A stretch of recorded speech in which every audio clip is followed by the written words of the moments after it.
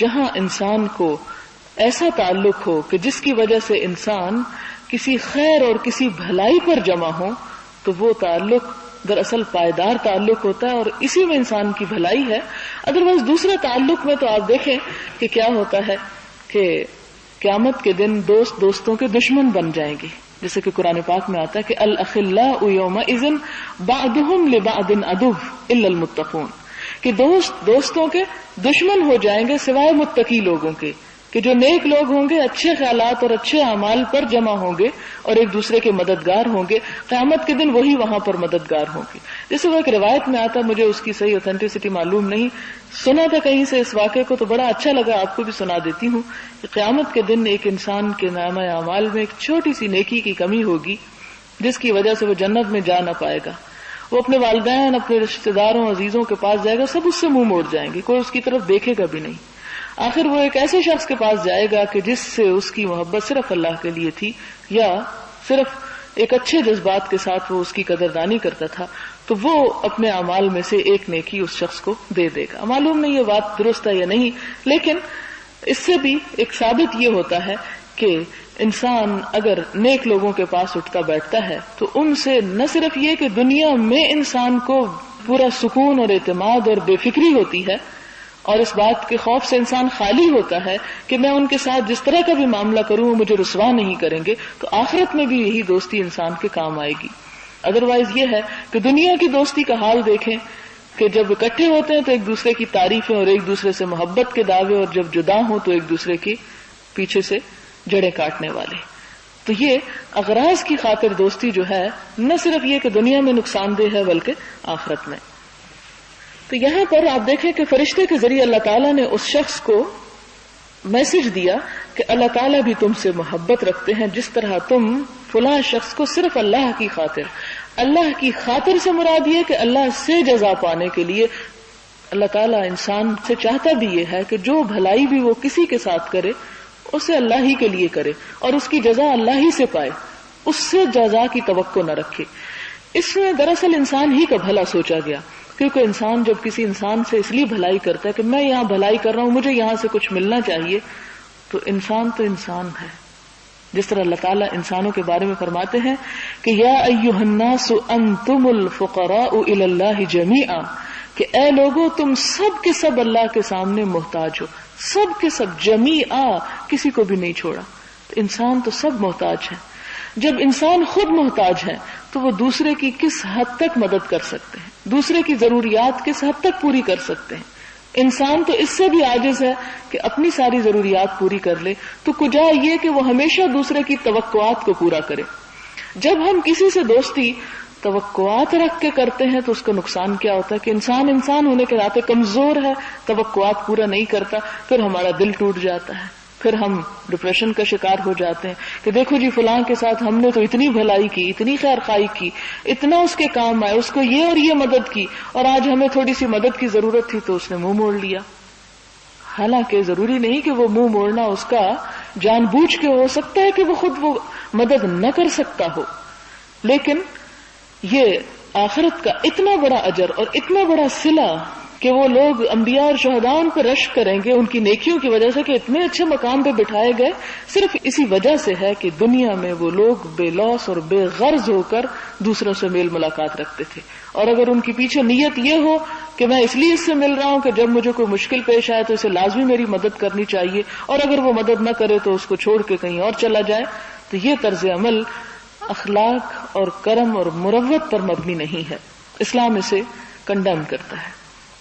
پھر اس کے بعد اگلی حدیث ہے وَأَنْهُ قَالَ قَالَ رسول اللہ صلی اللہ علیہ وسلم من عاد مریضا او زار اخا له فی اللہ ناداه مناد بأن طبت وطاب ممشاك وتبوأت من الجنة منزلا رواہ الترمذی وقال حدیث حسن وفی بعض النسخ غریب. حضرت ابو ہریرہ سے روایت ہے کہ رسول اللہ صلی اللہ علیہ وسلم نے فرمایا جو شخص بیمار کی عیادت کرے یا اللہ کی رضا کے لیے اپنے بھائی کی زیارت کرے تو اس کو پکارنے والا پکارتا ہوا کہتا ہے کہ تجھے مبارک ہو اور تیرا چلنا بہتر ہو اور تجھے جنت میں اترنے کی جگہ میسر آئے. یعنی فرشتے اس کے لیے دعائیں کرتے ہیں. ترمذی نے اسے حدیث حسن کہا اور بعض نسخوں میں غریب ہے. پہلی بات یہ کہ بیمار کی عیادت، اور دوسرا یہ کہ اللہ کی خاطر کسی سے ملاقات، کسی دنیا کی غرض کے لیے نہیں. تو پکارنے والا پکارتا ہے، یعنی اللہ تعالیٰ ایک فرشتہ اس کے لیے مقرر کر دیتے ہیں جو اس کے لیے دعائیں کرتا ہے، اسے مبارک دیتا ہے اور کہتا ہے کہ تیرا چلنا بہتر ہو، مبارک ہو. یعنی جس رستے پہ تو نکلا ہے کسی بیمار کی عیادت کرنے کے لیے یا کسی اچھے انسان سے ملاقات کرنے کے لیے، اور پھر دعا دیتا ہے کہ تجھے جنت میں اترنے کی جگہ میسر آئے. کہ اسی طرح جس رستے پہ تو آج چلا ہے خیر اور بھلائی کے، آخرت کو تو جنت کے رستے پہ چلے. جہاں تک بیمار کی عیادت کا تعلق ہے، ایک اور حدیث میں آتا ہے کہ جو شخص کسی بیمار کی عیادت صبح کے وقت کرتا ہے تو اللہ تعالیٰ اس کے لیے 70,000 فرشتے مقرر کر دیتے ہیں جو دن بھر اس کی بخشش کی دعائیں کرتے ہیں. اور اسی طرح اگر شام کے وقت کوئی کسی کی عیادت کرے تو اس کے لیے بھی یہی اجر ہے. تو خاص طور پر انسان کو اس بات کا حریص ہونا چاہیے کہ اگر اب تو اللہ تعالیٰ نے اتنی سہولتیں دے رکھی ہیں کہ اگر انسان کسی کے پاس جا نہیں سکتا تو کم از کم اگر ممکن ہو تو ٹیلی فون پر ہی حال پوچھ لیا جائے. اور اس میں اس بات کا ضرور احساس کیا جائے کہ اگر کسی کی تکلیف ہے یا بیماری ہے تو اسے ایسے نہ ستایا جائے کہ وہ آرام ہی نہ کر پائے. یعنی جو بھی مناسب ہو جس حد تک، لیکن اور کچھ نہیں تو کم از کم دعاؤں میں ہی انسان اس کو یاد رکھے. تو یہی وہ خیر خواہی ہے جو انسان کی اللہ کی خاطر کسی سے ہو سکتی ہے. جو کسی بھائی کی زیارت کرے، مطلب اسی طرح اگر کوئی کسی سے ملاقات کے لیے نکلتا ہے تو اپنی نیت کا جائزہ لے کہ میں کیوں جا رہا ہوں، کیا دنیا کی کوئی غرض یا لالچ ہے میرے مقصد یا ذہن میں. تو اگر وہ ہو تو اسے جھٹک دینا چاہیے خلوص کے ساتھ، خالص دل کے ساتھ. آپ دیکھیں کہ آپ کسی سے کیا توقع رکھیں گے کہ جب آپ سے کوئی ملے تو کس طرح ملے، خلوص کے ساتھ ملے، کسی لالچ اور غرض و غایت کے بغیر ملے. تو جب ہم دوسروں سے یہ توقع رکھیں تو ہمیں بھی یہ چاہیے کہ جب ہم کسی سے ملنے کے لیے نکلیں تو ہمارے اندر بھی ایسے ہی جذبات ہوں جو صرف اور صرف اللہ سے جزا پانے کے ہوں. اس میں پھر یہ ہے کہ دوسرا اگر اچھی طرح پیش آتا ہے تو جب، اور اگر اچھی طرح پیش نہیں آتا تو جب، کوئی مدد کرتا ہے تو، نہیں کرتا تو، اگر انسان کی ساری امیدیں اور توقعات صرف رب العالمین سے وابستہ ہوں تو پھر انسانوں کا طرز عمل انسان کو کوئی دکھ اور تکلیف نہیں دیتا زیادہ دیر. یہ حدیث حسن ہے. ترمذی نے کہا حدیث حسن جو ہے یہ صحیح سے ایک درجہ کم ہوتی ہے کہ اگر صحیح کے لیے 5 شرائط ہیں تو اس میں سے ایک شرط جو ہے وہ نہیں ہوتی. اور بعض نسخوں میں غریب کہا گیا. غریب وہ حدیث ہوتی ہے کہ جس میں روایت کے جو مختلف درجے ہیں اس میں کسی درجے پر صرف ایک راوی رہ جائے. غریب سے کسی حدیث کی صحت پر اثر نہیں پڑتا کہ وہ من گھڑت حدیث ہے یا درست نہیں ہے. صرف اتنا ہے کہ اگر اور احادیث میں ایک جگہ پر 2 یا زیادہ راوی ہیں تو یہ کسی بھی ایک سٹیج پر مثلا تابعی یا تبع تابعی یا اس کے بعد کے کسی درجے میں وہاں پر صرف ایک شخص اکیلا اس کو روایت کرنے والا رہ جائے. لیکن اگر وہ عادل اور ضابط ہو، یعنی اس کی روایت قابل قبول ہو، وہ ایک اوتھینٹک سورس ہو، تو وہ روایت بھی پھر صحیح قرار پاتی ہے.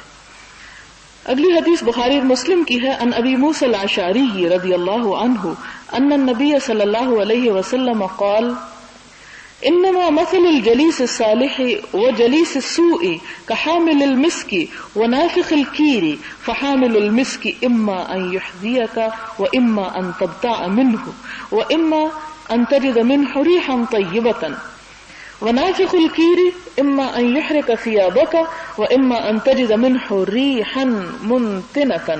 متفق علیہ. حضرت ابو موسیٰ اشعری بیان کرتے ہیں کہ رسول اللہ صلی اللہ علیہ وسلم نے فرمایا کہ نیک اور برے ساتھی کی مثال اس شخص کی طرح ہے جو کستوری رکھنے والا ہے اور بھٹی جھونکنے والا ہے یا پھونکنے والا ہے.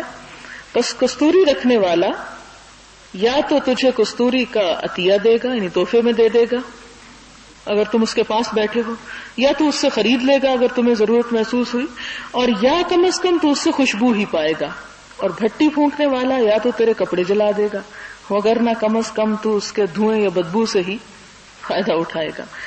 تو یہاں پر اچھے اور برے انسان کی صحبت کو 2 مختلف چیزوں سے، مثالوں سے واضح کیا گیا کہ نیک انسان کی مثال اس طرح ہے جیسے کوئی شخص خوشبو بیچنے والا.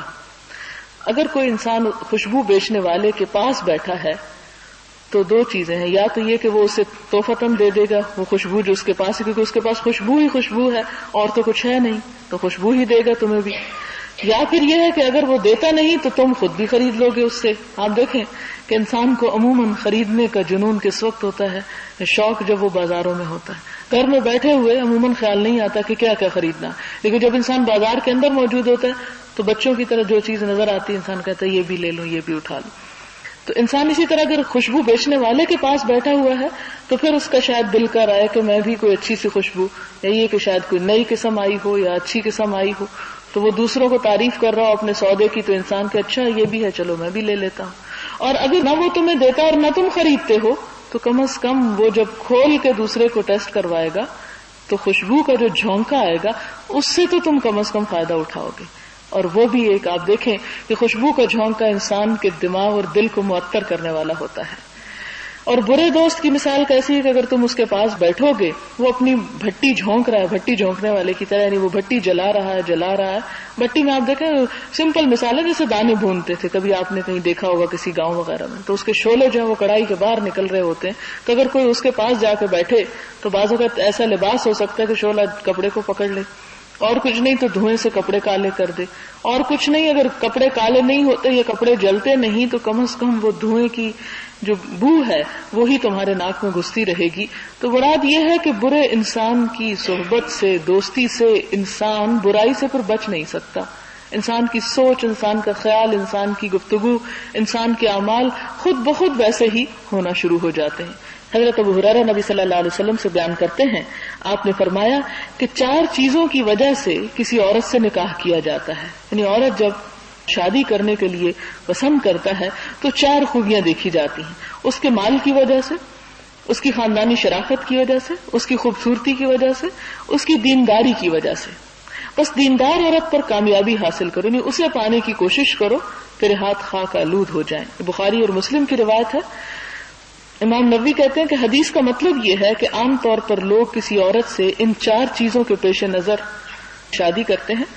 بس تو دیندار عورت کی حرص کر اور اس پر کامیابی حاصل کر اور اس کی رفاقت پر کوشش کر، کیونکہ بیوی کا شوہر کی زندگی میں ایک بہت بڑا رول ہوتا ہے. اور جتنے بھی کامیاب انسان ہیں ان کے پیچھے عموماً ان کی عقلمند بیویوں کا ہاتھ ہوتا ہے.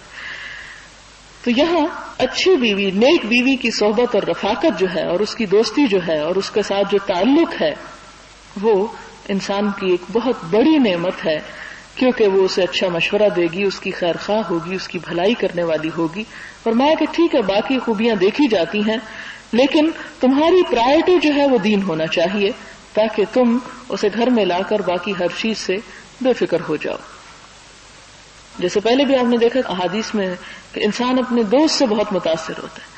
تو شوہر اور بیوی کا رشتہ جو ہے وہ تمام رشتوں میں قریب ترین رشتہ ہے جس سے انسان دور نہیں ہو سکتا، جس کو قرآن پاک نے ان الفاظ میں واضح کیا، ہن لباس لکم وانتم لباس لہم، کہ وہ تمہارا لباس ہے اور تم ان کا لباس. جس طرح لباس اور جسم لازم و ملزوم ہوتا ہے کہ انسان لباس کے بغیر رہ نہیں سکتا، اسی طرح شوہر اور بیوی کا رشتہ ہے کہ بہت قریب ترین قرابت، ایک دوسرے کے لیے حفاظت، ایک دوسرے کی زینت، کیونکہ لباس انسان کے لیے زینت بھی ہے، گرمی سردی سے بچاؤ کا ذریعہ بھی ہے. تو اس تعلق کو اتنے خوبصورت مثال سے قرآن پاک میں واضح کیا گیا. تو یہاں پر اسی کی طرف اشارہ ہے کہ اگر تم اچھے اخلاق اور کردار کی عورت سے نکاح کرو گے تو وہ تمہارے لیے باعث سکون ہوگی اور تمہیں ایک اچھی کمپنی میسر آئے گی. اور ظاہر ہے کہ اگر انسان کے ساتھ اچھی کمپنی ہو تو اسے نیکی اور بھلائی کے کاموں میں اور زیادہ مدد ملتی ہے. وعن ابن عباس رضی اللہ عنہما قال قال النبی صلی اللہ علیہ وسلم لجبریل ما يمنعك ان تزورنا اكثر مما تزورنا فنزلت وما نتنزل الا بامر ربك له ما بين ايدينا وما خلفنا وما بين ذلك رواہ البخاری. حضرت عبداللہ بن عباس رضی اللہ تعالی عنہ سے روایت ہے کہ رسول اللہ صلی اللہ علیہ وسلم نے حضرت جبریل علیہ السلام سے فرمایا، تمہیں کیا رکاوٹ ہے کہ تم ہماری ملاقات کے لیے زیادہ نہیں آتے جتنی کے معمول کے مطابق تم آیا کرتے تھے، یعنی جس طرح تم پہلے آتے تھے اب ویسے نہیں آتے، یعنی زیادہ نہیں آتے. اس پر یہ آیت نازل ہوئی، اور ہم نہیں اترا کرتے مگر آپ کے پروردگار کے حکم سے، اسی کے لیے ہے جو ہمارے آگے ہے اور جو ہمارے پیچھے ہے اور جو اس کے درمیان ہے. اسے بخاری نے روایت کیا ہے. جبریل علیہ السلام چونکہ وحی لے کر آیا کرتے تھے اور نبی صلی اللہ علیہ وسلم ہر نئی آنے والی وحی کے بارے میں منتظر رہتے، کیونکہ وہ اللہ تعالیٰ کی طرف سے ایک پیغام ہوتا تھا، لہٰذا آپ کو اس بات کا انتظار رہتا کہ جبریل علیہ السلام جلد سے جلد آئیں یا زیادہ سے زیادہ آئیں.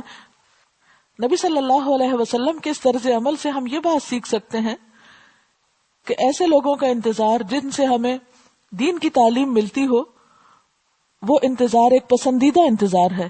اگلی حدیث ہے وعن ابی سعید الخدری رضی اللہ عنہ عن النبی صلی اللہ علیہ وسلم قال لا تصاحب الا مؤمنا ولا يأكل طعامك الا تقي رواہ ابو داود والترمذی باسناد لا بأس به.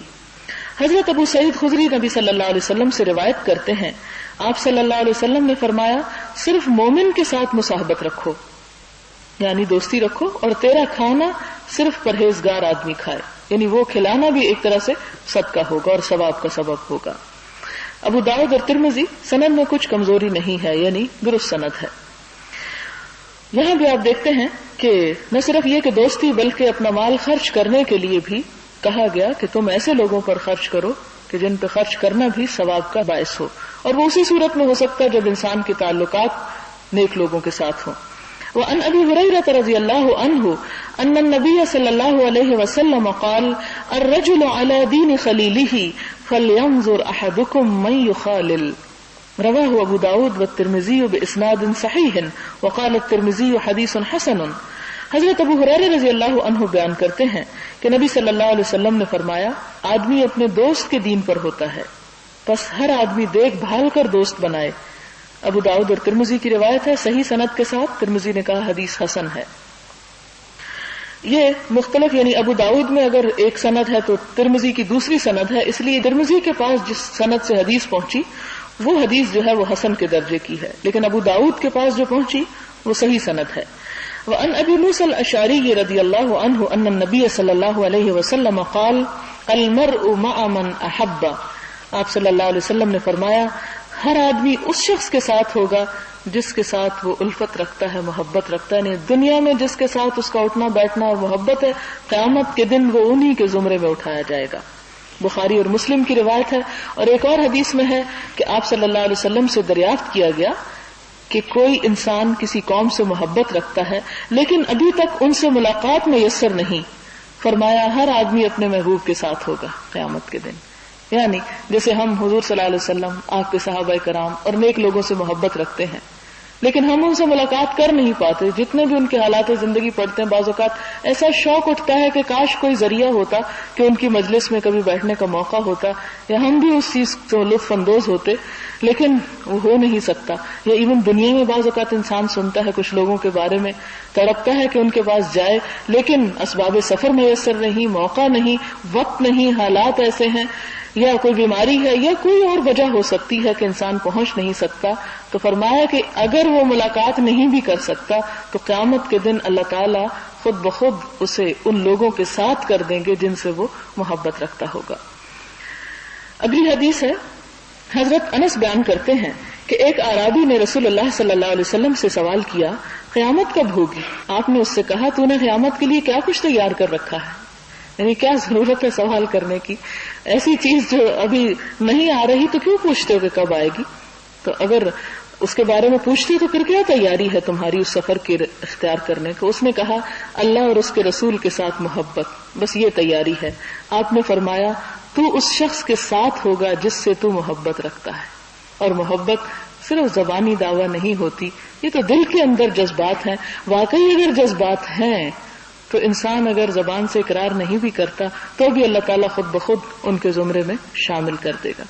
بخاری اور مسلم کے الفاظ ہیں، اور ان دونوں کی ایک روایت میں ہے کہ میں نے اس کے لیے نہ زیادہ روزے، نہ زیادہ نماز، نہ زیادہ صدقہ تیار کیا ہے، البتہ میں اللہ اور اس کے رسول سے محبت رکھتا ہوں. اس کا یہ مطلب نہیں کہ میں نے فرض بھی ادا نہیں کیے، مراد اس سے نفل نمازیں اور نفل صدقات اور نفل روزے ہیں کہ میں اپنے فرائض کے بعد کوئی بہت زیادہ عبادت گار پرہیزگار انسان نہیں ہوں، لیکن یہ ہے کہ میں اللہ اور اس کے رسول سے محبت ضرور کرتا ہوں، یہی توشہ ہے میرے پاس۔ حضرت عبداللہ بن مسعود بیان کرتے ہیں کہ ایک آدمی رسول اللہ صلی اللہ علیہ وسلم کی خدمت میں آ کر کہنے لگا، یا رسول اللہ، اس آدمی کے بارے میں آپ کیا فرماتے ہیں جو کہ کسی قوم سے محبت رکھتا ہے اور ابھی تک ان سے ملا نہیں ہے، یعنی ان جیسے عمل نہیں کر سکا؟ اس پر رسول اللہ صلی اللہ علیہ وسلم نے فرمایا، آدمی اس کے ساتھ ہے جس کے ساتھ وہ محبت رکھتا ہے، ان کے ساتھ ملا نہیں ہے یعنی ان کے درجے کو نہیں پہنچا، وہ تو بہت اچھے کام کرنے والے اور بہت آگے جانے والے ہیں، لیکن اس کی تڑپ اور ان کی محبت بھی ان کے ساتھ ہے، تو فرمایا کہ وہ انہی کے ساتھ اٹھایا جائے گا جن سے وہ محبت رکھتا ہے۔ جیسے کہ آپ دیکھتے ہیں کہ قیامت کے دن فرعون اپنی قوم کو لیڈ کر رہا ہوگا، یا اور بہت سے لوگ ان لوگوں کے ساتھ ہوں گے کہ جن کے ساتھ وہ اٹھتے بیٹھتے یا جن جیسے وہ کام کرتے ہوں گے، خواہ وہ زمانی اعتبار سے بہت دور کے لوگ ہوں، لیکن قیامت کے دن انہیں ایک جگہ کر دیا جائے گا۔ حضرت ابو ہریرہ نبی صلی اللہ علیہ وسلم سے نقل فرماتے ہیں، آپ نے فرمایا، لوگ کانیں ہیں، مائنز، جیسا کہ سونے اور چاندی کی کانیں ہوتی ہیں۔ جو لوگ تم میں سے جاہلیت میں بہتر شمار ہوتے تھے وہ اسلام میں بھی بہتر شمار ہوں گے جب وہ فقاہت رکھتے ہوں، یعنی دین کی سمجھ بوجھ رکھتے ہوں۔ فقاہت فقہ سے ہے۔ کانیں یعنی جیسے مائنز ہوتی ہیں، کان ہوتی، تو کان جیسے کچھ لوگ ان کا کاروبار کرتے ہیں یا خرید لیتے ہیں وہ جگہ، پھر ان کے اندر سے نکالتے ہیں، کسی کے اندر سے بہت کچھ نکل آتا ہے، کسی کے اندر سے تھوڑا نکلتا ہے، کہیں سے سونا نکل آتا ہے، کہیں سے چاندی نکل آتی۔ اسی طرح انسان اپنی زندگی میں مختلف لوگوں کے ساتھ تعلقات رکھتا ہے اور زندگی کے مختلف سٹیجز میں مختلف لوگوں سے واسطہ پیش آتا ہے۔ آپ اپنے بچپن کو دیکھیں، اپنی جوانی کو دیکھیں، اپنے مختلف علاقوں میں رہنے کے دوستوں کو دیکھیں، تو آپ دیکھیں کہ ان مختلف لوگوں کی جو کوالٹیز تھی یا ان کے اندر جو خیر تھا وہ مختلف طرح تھا۔ کسی کے اندر بے حد خیر، بہت زیادہ خیر، کوئی سونے کی طرح اور کوئی چاندی کی طرح، کہ انسان اسی طرح اس سے فائدہ اٹھاتا ہے جتنا جس کے اندر جو خیر ہوتا ہے۔ پھر فرمایا کہ جو تم میں سے جاہلیت میں بہتر شمار ہوتے تھے، یعنی اپنے اخلاق اور کردار کے اعتبار سے، اسلام میں آنے کے بعد ان کا وہ پچھلا اجر ضائع نہیں کیا جائے گا بلکہ وہ ان کا ایڈ کر دیا جائے گا، وہ اسلام میں بھی انہیں وہ مرتبہ اور مقام عطا ہوگا۔ اس سے کیا پتہ چلتا ہے کہ اسلام ان لوگوں کو جو کفر کے اندر ہوتے ہوئے علمی اعتبار سے یا کسی اور اعتبار سے اپنی سوسائٹی، اپنے ماحول کے اندر بلند مقام رکھتے ہیں، اسلام اسے ختم نہیں کرتا، اسے اسی طرح محفوظ رکھتا ہے۔ جیسے آپ دیکھیں کہ مختلف قبائل کے جب وفد آتے تھے اور ان کے جو رؤساء ہوتے تھے، یہ نہیں کیا گیا کہ جب وہ اسلام لائے تو رئیس کو ہٹا کے کسی اور کو رئیس بنا دیا گیا، وہ اپنی اپنی جگہوں پہ قائم رہے اور ان کو ان کے علاقوں کی وہ باغ ڈور دی رکھی گئی۔ اور اس کے ساتھ ہی یہ ہے کہ ایک قوم کا وفد آیا اور آپ صلی اللہ علیہ وسلم کے پاس، جب ان کا رئیس ذرا بعد میں پہنچے، نہیں باقی لوگ پہلے آ گئے اور وہ بعد میں، آپ صلی اللہ علیہ وسلم اس کے لیے اس کا استقبال کیا اور کہا کہ اس کے اندر دو خوبیاں جو اللہ تعالیٰ کو بڑی پسند ہیں، اور اس میں ایک تو حلم اور انات تھی اور ایک اور کوئی چیز تھی۔ تو آپ صلی اللہ علیہ وسلم نے یہ بھی فرمایا کہ انزل الناس منازلہم، لوگوں کو ان کے مقام اور مرتبے کے مطابق ٹریٹ کرو، کہ جس طرح کی وہ اہلیت رکھتے ہوں۔ اور یہاں بھی یہ کہ جو جاہلیت میں اچھے تھے وہ اسلام میں بھی آ کے ان کی عزت اور مقام اور مرتبہ اچھا ہی رہے گا۔ ہاں، شرط یہ ہے کہ اسلام میں آ کے وہ دین کی سمجھ بوجھ حاصل کریں۔ اگر دین کی سمجھ بوجھ نہیں اور باقی دنیا کے اعتبار سے وہ اچھے ہیں تو پھر وہ مقام نصیب نہ ہوگا جو ایڈ ہو جائے گا دین کی سمجھ کی وجہ سے۔ اور پھر فرمایا کہ تمام روحیں جمع ہونے والے لشکر ہیں، جن روحوں کا آپس میں تعارف ہوگا ان کا آپس میں ملاپ ہو جائے گا، اور جو روحیں آپس میں متعارف نہیں ہوں گی ان کا اختلاف ہوگا۔ یعنی جب اللہ تعالیٰ نے روحوں کو پیدا کیا تو وہاں ایک دوسرے سے جن کی ملاقات ہوئی، دنیا میں آ کے وہ جہاں ایک دوسرے کو دیکھتے ہیں ان کو پہچان جاتے ہیں۔ یا پھر یہ کہ جو وہاں نہیں ملی آپس میں دنیا میں قریب ساتھ والے گھر میں ہوتے ہوئے بھی انسان کی دوستی یا تعلق نہیں بن پاتا، کیونکہ وہ ایک دوسرے سے اجنبیت کی فضا ہوتی۔ اور یہ بڑی حقیقت ہے کہ آپ بعض لوگوں سے ملتے ہیں تو یوں محسوس ہوتا ہے جیسے آپ بہت عرصے سے ایک دوسرے کو جانتے تھے اور آپ کے درمیان ایک زمانے دراز سے کوئی دوستی ہے، حالانکہ وہ اتنی لمبی نہیں ہوتی، کیونکہ اس میں ایک طرح سے وہ سوچ اور کامن گراؤنڈ کچھ ایسی مل جاتی ہے کہ ایک دوسرے سے بہت جلد قریب آ کے بہت جلد محبت پیدا ہو جاتی ہے۔ اور پھر یہ کہ جو وہاں اجنبی رہے وہ دنیا میں آ کے بھی اجنبی رہتے، اور یہی وجہ کہ آپ دیکھیں کہ بعض لوگ دوسرے علاقوں میں، دوسرے ملکوں میں دور دراز کہیں رہتے ہیں لیکن صرف ایک دوسرے کے بارے میں تھوڑا بہت تعارف ہوتے ہوئے ان سے محبت کرتے ہیں۔ ایک اور حدیث ہے، حضرت اسیر بن عمرو اور اس کو ابن جابر بھی کہا جاتا ہے، سے روایت ہے کہ حضرت عمر بن خطاب کے پاس جب اہل یمن کے قافلے پہنچتے تو وہ ان سے دریافت کیا کرتے کہ کیا تم میں کوئی شخص اویس بن عامر نام کا بھی ہے؟ یہاں تک کہ اویس آ گئے تو حضرت عمر نے اویس سے پوچھا کیا آپ ہی اویس بن عامر ہیں؟ اس نے جواب دیا جی ہاں۔ اس نے پوچھا کیا تو مراد قبیلے سے پھر قرن قبیلے سے ہے؟ اویس نے جواب دیا جی ہاں۔ یہ اویس قرنی کی طرف اشارہ ہے۔ حضرت عمر نے پوچھا کیا تو کبھی برس والا بھی تھا، یعنی تیرے جسم پہ سفید داغ تھے اور اب اس سے تندرست ہو گئے ہو؟ صرف ایک درہم یعنی ایک جیسے سکے کی جگہ باقی رہ گئی۔ اس نے کہا جی ہاں۔ حضرت عمر نے کہا میں نے رسول اللہ صلی اللہ علیہ وسلم سے سنا ہے آپ فرماتے تھے کہ تمہارے پاس اہل یمن کے قافلوں کے ساتھ اویس بن عامر نامی مراد قبیلہ پھر قرن قبیلہ سے آئے گا، یعنی ایک بڑا کلین اور پھر چھوٹا قبیلہ اس کا نام لکھا گیا ہے۔ اس کو برس کی بیماری تھی جس سے وہ ایک جگہ درہم کے برابر جگہ کے علاوہ تندرست ہو چکا ہوگا، اور اس کی والدہ ہوگی جس کا وہ فرما بردار ہوگا۔ اس کا مقام یہ ہوگا کہ اگر وہ اللہ کی قسم اٹھائے تو اللہ اس کی قسم پوری کر دے گا، اس کی نیکی کی وجہ سے اس کو اتنا مقام، حالانکہ وہ صحابی نہیں ہوں گے۔ اگر تم اس کے لیے اپنی مغفرت کی دعا کرا سکو تو ضرور کرانا، یعنی وہ شخص اگر تمہیں مل جائے تو اس سے اپنے لیے دعا ضرور کرانا۔ بس اے اویس آپ میرے لیے مغفرت کی دعا کریں۔ آپ دیکھیں کہ حضرت عمر کا مقام اور مرتبہ جو ہے وہ بھی کسی سے چھپا ہوا نہیں ہے، کتنا بلند مقام تھا ان کا اپنا، لیکن اس کے باوجود ان کی کوئی خاص نیکی ایسی تھی، اور خاص طور پر حضور صلی اللہ علیہ وسلم نے وہ مینشن بھی کر دی کہ اپنی ماں کا فرما بردار ہوگا۔ آپ کو معلوم ہے کہ وہ حضور صلی اللہ علیہ وسلم کی خدمت کے لیے آنا چاہتا تھا، لیکن آپ نے اس کو اجازت نہیں دی کہ تمہاری ماں بوڑھی ہے، تم اس کی خدمت میں لگے رہو، جب اسے تمہاری ضرورت نہیں ہوگی پھر تم آنا۔ اور جب وہ آئے تو اس وقت تک حضور صلی اللہ علیہ وسلم دنیا سے تشریف لے جا چکے تھے، لہذا انہوں نے اپنی صحبت یعنی صحابیت کے رتبے کو قربان کیا، کیونکہ یہ بہت بڑا درجہ ہے کسی کو صحابی ہونے کا شرف حاصل ہو جائے، لیکن انہوں نے اپنے اس مقام کو قربان کیا کس لیے؟ آپ کے حکم کی اطاعت کرتے ہوئے کہ ابھی ماں کی خدمت میں ہی لگے رہو، ابھی نہیں آؤ۔ تو اس لیے ان کو اللہ تعالیٰ نے اس کی اس نیکی کی وجہ سے اتنا بڑا مقام عطا کیا کہ ان کی دعائیں قبول ہوتی تھی۔ حضرت عمر نے ان سے پوچھا کہاں جانا چاہتے؟ اس نے کہا کوفہ۔ حضرت عمر نے کہا کیا میں وہاں کے گورنر کی طرف تیری مدد کے لیے لکھ دوں کہ جب تم وہاں جاؤ تو وہ تمہاری مدد کرے؟ اس نے کہا مجھے کمزور لوگوں میں زیادہ رہنا پسند ہے، یعنی میں وہاں ان کے پاس نہیں جانا چاہتا، میں اپنے جیسے لوگوں میں رہوں گا۔ جب آئندہ سال آیا تو وہاں کے سرداروں میں سے ایک آدمی حج کے لیے آیا۔ حضرت عمر نے اس سے اویس کے بارے میں پوچھا، اس نے کہا میں نے اس کو چھوڑا ہے کہ اس کا گھر ٹوٹا پھوٹا ہوا ہے۔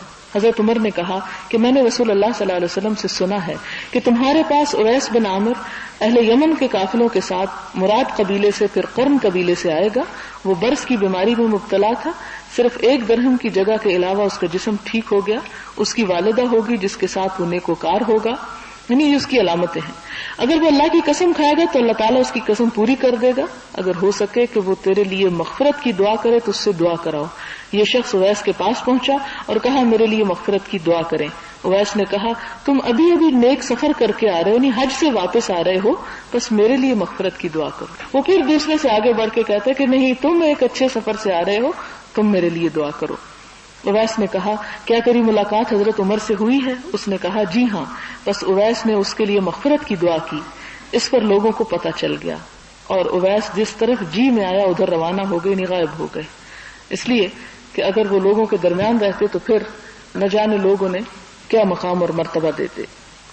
اور مسلم کی روایت میں ہے، اسیر بن جابر سے روایت ہے کہ اہل کوفہ حضرت عمر کی خدمت میں بصورت وفد آئے، اور ان میں ایک آدمی ایسا تھا جو اویس قرنی سے مذاق کیا کرتا تھا۔ حضرت عمر نے پوچھا کہ قرن قبیلے سے کوئی شخص یہاں ہے؟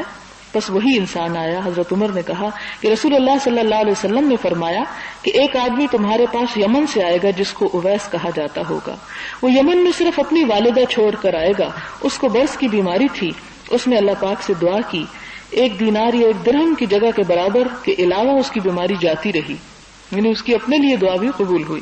پر جو شخص تم میں سے اس سے ملاقات کرے تو اویس قرنی سے مغفرت کی دعا کرائے۔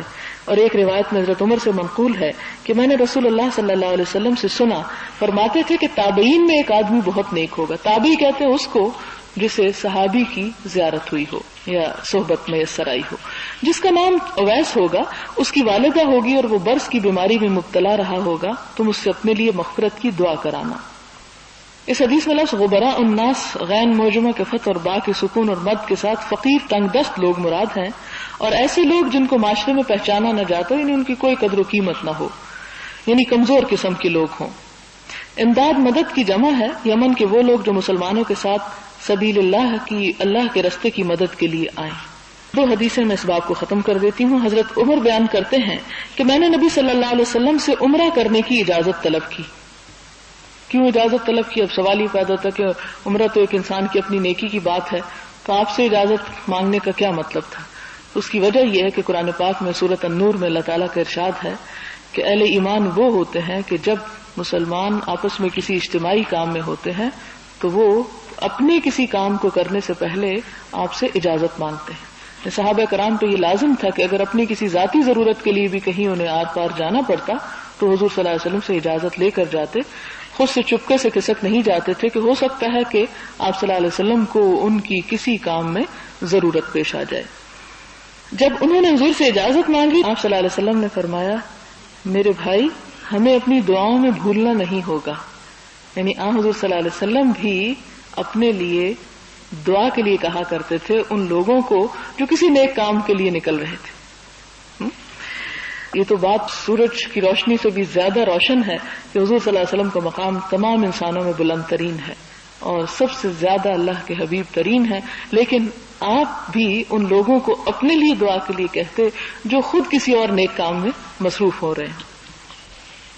حضرت عمر بیان کرتے ہیں کہ آپ نے ایسا کلمہ فرمایا مجھے اس کلمے کے بدلے تمام دنیا مل جائے تو وہ مجھے پسند نہیں، یعنی آپ نے مجھ سے یہ کہا کہ میرے لیے دعا کرنا، یہ اتنی بڑی سعادت تھی میرے لیے کہ اگر اس کے بدلے مجھے یہ آفر کیا جائے کہ ساری دنیا لے لو تو میں اسے بھی قبول نہ کروں۔ اور ایک روایت میں ہے آپ نے فرمایا اے میرے بھائی ہمیں اپنی دعاؤں میں شریک رکھنا۔ حدیث صحیح ہے، ابو داؤد ترمذی سے، حدیث حسن صحیح ہے۔ حسن صحیح ایک ہی ٹائم میں اس لیے کہ ایک روایت یعنی ایک سند سے حسن کے درجے پر اور دوسری سند سے صحیح کے درجے پر ہے۔ حضرت عبداللہ بن عمر بیان کرتے ہیں کہ نبی صلی اللہ علیہ وسلم قباء کی زیارت کے لیے سوار ہو کر اور پیدل تشریف لے جایا کرتے تھے جہاں مسجد قباء ہے، اور وہاں 2 رکعت نفل نماز پڑھتے تھے۔ ایک روایت میں آتا ہے کہ عمرے کے برابر ثواب ہے اس میں نفل پڑھنے کا۔ ایک اور روایت میں ہے کہ نبی صلی اللہ علیہ وسلم ہر ہفتہ مسجد قباء کی زیارت کرنے سوار ہو کر اور پیدل تشریف لے جاتے، یعنی سواری پر ہوتے اور کبھی پیدل بھی چلے جاتے، یا ایک ہی مرتبہ میں آدھا رستہ سوار اور کچھ رستہ پیدل، اور عبداللہ بن عمر بھی ایسا ہی کیا کرتے تھے۔